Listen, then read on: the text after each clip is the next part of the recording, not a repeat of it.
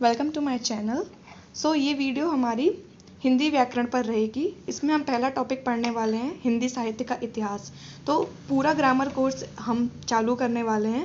तो अगर आपको वीडियो अच्छी लगे तो लाइक कर दीजिएगा, शेयर कर दीजिएगा और चैनल को सब्सक्राइब कर लीजिएगा ताकि कोई भी नई वीडियो आए तो आपको उसको नोटिफिकेशन मिल जाए। तो इसमें पहला टॉपिक हम पढ़ने वाले हैं आदिकाल। हिंदी साहित्य का इतिहास पढ़ा रहे हैं। हिंदी साहित्य के इतिहास को कितने कालों में विभाजित किया गया है? तो हिंदी साहित्य के इतिहास को 4 कालों में विभाजित किया गया है। पहला है आदिकाल, दूसरा भक्तिकाल, तीसरा है रीतिकाल और चौथा है आधुनिक काल। अब हम हिंदी साहित्य के आदिकाल के बारे में बता रहे हैं। आदिकाल का दूसरा नाम क्या है? वीरगाथा काल। आदिकाल को वीरगाथा काल भी कहा जाता है। आदिकाल का सन है 1050 से लेकर 1375 तक। दूसरा है भक्तिकाल, इसको पूर्व मध्यकाल भी कहते हैं। इसका समय है 1375 से 1700 तक।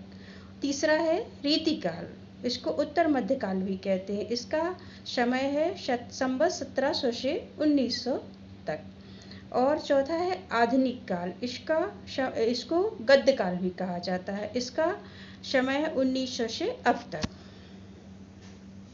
अब आदिकाल को विद्वानों ने विभिन्न नाम में, आदिकाल के बारे में बता रही हूँ अभी।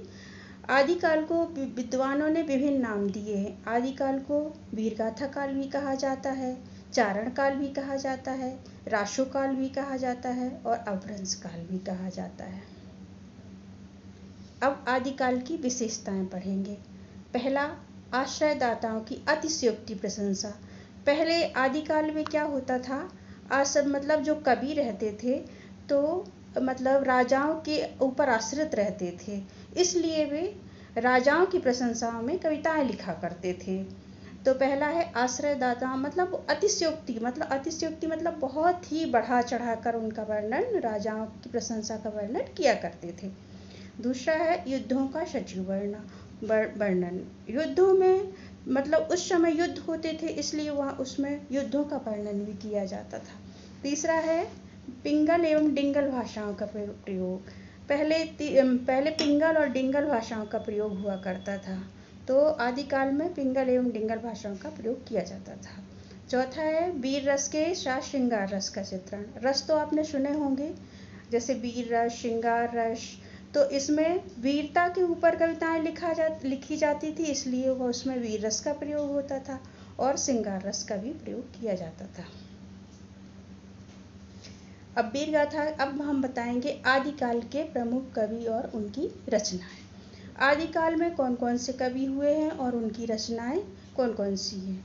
तो पहले कवि कौन से हैं? चंद्रवरदाई। उनकी रचना का नाम है पृथ्वीराज रासो। दूसरे कवि हैं जो दलपति विजय, उनकी रचना का नाम है खुमान रासो। तीसरे नरपति नाल, इनकी रचना का नाम है वीसल देव रासो। और चौथे कवि हैं जगनिक, इनकी रचना का नाम है Parmal Raso. So guys, thank you for watching.